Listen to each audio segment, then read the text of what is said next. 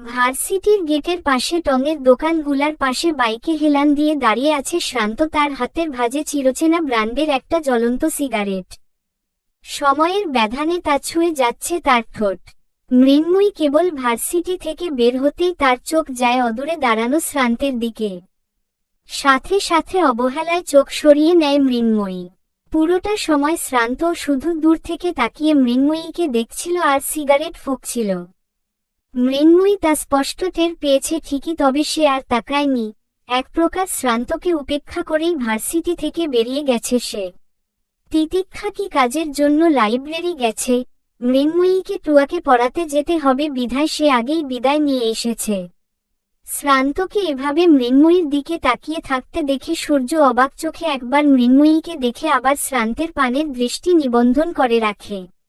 মৃন্ময়ী দৃষ্টি সীমানার বাহিরে যেতেই সূর্য শ্রান্তের হালকা কাঁধে ধাক্কা দিয়ে বলে, আব্বে হাল্লা কারে দেখোস, ওই ছেড়ি ক্যাডা। শ্রান্ত চোখ ছোট ছোট করে সেই পথের দিকে তাকিয়ে রইল। সময় ব্যয় হয়।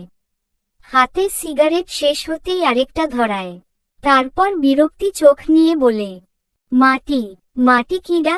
আবারও বিরক্তে চোখ মুখ কুচকায় শ্রান্ত, তারপর বলে, মৃন্ময়ী একক উদ্ধৃতি চিহ্ন। ও আচ্ছা, কি হু, তার মানে এইটাই ওই ছেড়ি। ছেড়ি কি ভাবি? কথাটা বলেই জিভের আগার ছোট কামড় বসালো সূর্য, তারপর বলে, না না। নাক ফুলিয়ে তাকায় শ্রান্ত, তারপর বলে, আমি এসব কিছু বলেছি? না, ভুলে বলে ফেলেছি। কথাটা শেষ হতেই তিতিক্ষাকে দেখা যায়। তিতিক্ষা এসে দাঁড়িয়ে মিষ্টি করে হাসল, তারপর সূর্য দিকে একবার তাকিয়ে শ্রান্তের পানে চেয়ে মিষ্টি গলায় জিজ্ঞেস করে, ভালো আছেন শ্রান্ত দাদা?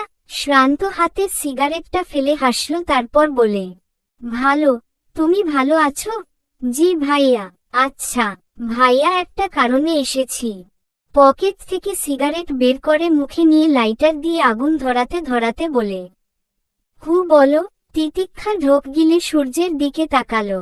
সূর্য ওর দিকেই তাকিয়ে আছে, তা দেখে ভয়ে চোখ সরিয়ে নিয়ে আবারও শ্রান্তের পানে চায়, তারপর বলে, আমাদের তো ওরিয়েন্টেশন হয় নাই, জানেনই তো ভাইয়া, সামনে পরীক্ষা।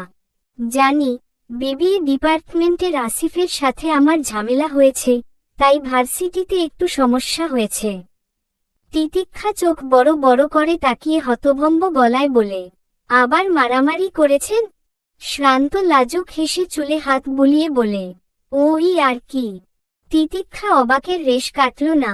তার মাঝেই সূর্য বলে উঠে, কালকেও তো ওই আসিফের লগের গুলারে কেলাইছে। এতটুকু বলেই খটখট শব্দে হেসে দেয় সূর্য। তিতিক্ষা হতবাক মুখে দুই বন্ধুকে দেখে বলে, ঈশ্বর, দাদা এসব ছাড়বেন কবে? সূর্যও বলে উঠল, বউ দেখা পেলে, কিন্তু বৌদি নাকি ওরে পাত্তা দিচ্ছে না। শ্রান্তের চোখ গরম করে তাকায় সূর্যের দিকে। ওর দিকে তাকাতেই সূর্য খিকখিক করে হেসে চুপ হয়ে যায়। তিতিক্ষা অবাকের উপর চরম অবাক। শ্রান্ত দাদার মতো লোককেও কোনো মেয়ে উপেক্ষা করতে পারে? কলিজা আছে মেয়ের, বলতে হবে।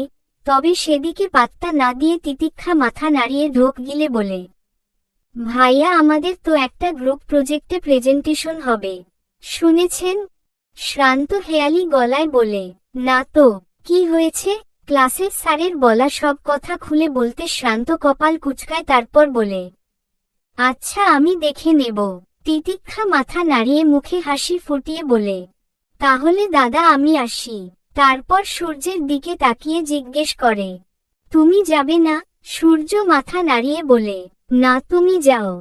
আচ্ছা। মাথা নাড়িয়ে বাহিরের দিকে পা বাড়াতেই সূর্য পিছন থেকে ডাক দেয়, তিতি। পিছন ফিরে তাকায় তিতিক্ষা। তারপর মুখে মিষ্টি হাসি ঝুলিয়ে জিজ্ঞেস করে, হু, কিছু বলবে? শ্রান্ত ভ্রু কুঁচকে তাকিয়ে আছে, সূর্যের দিকে তাকিয়ে আছে। সূর্য জোরপূর্বক হাসল শ্রান্তের দিকে তাকিয়ে, তারপর মুখে ঘুরিয়ে তিতিক্ষাকে জিজ্ঞেস করে, তোমার ফ্রেন্ডের নাম কি? এবার পুরোপুরি ঘুরে তাকায় তিতিক্ষা। তারপর কপাল কুঁচকায় আর নাকের পাটা ফুলিয়ে বিরক্তি কণ্ঠে বলে, মৃন্ময়ী একক উদ্ধৃতি চিহ্ন। চমকে তাকায় দুজন।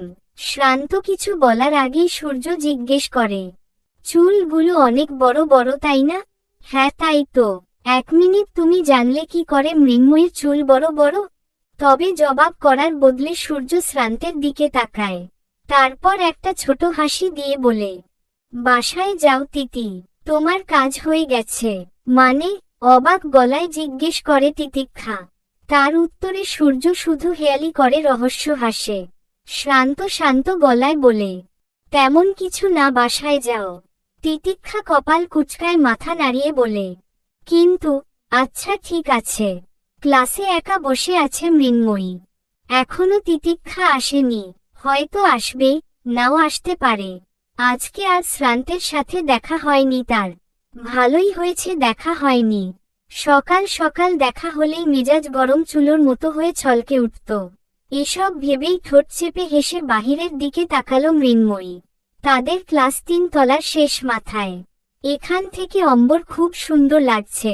মেঘগুলো পেঁজা তুলোর মতো উড়ে বেড়াচ্ছে। সকাল বেলায় এর থেকে মন মুগ্ধকর দৃশ্য আর হতে পারে না। হুট করেই চমকে উঠল মৃন্ময়ী। তারপর পাশে তাকাতেই থতমত খায়। তিতিক্ষা খিকখিক করে হেসে ফেলে আর মৃন্ময়ী আরো ভয় পেয়ে বলে, এখানে তুমিই বসেছিলে? হুম। কি সুন্দর গভীর মনোযোগ দিয়ে বাহিরে তাকিয়ে দেখছিলে, তাই ডিস্টার্ব করতে ইত্যাদি ইচ্ছে করেনি। আচ্ছা আচ্ছা শোনো, আমি এই ক্লাস বাঙ্ক দেব। তুমি থাকো, আমি শুধু তোমার সাথে দেখা করতে এসেছিলাম। কথা বুঝতে অসুবিধা হলো মৃন্ময়ীর, তাই জিজ্ঞেস করে, মানে, কি দেবে?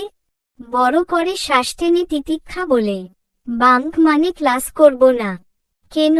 এমনি ভালো লাগছে না। তুমি তো আর যাবে না, তাই একাই যাব।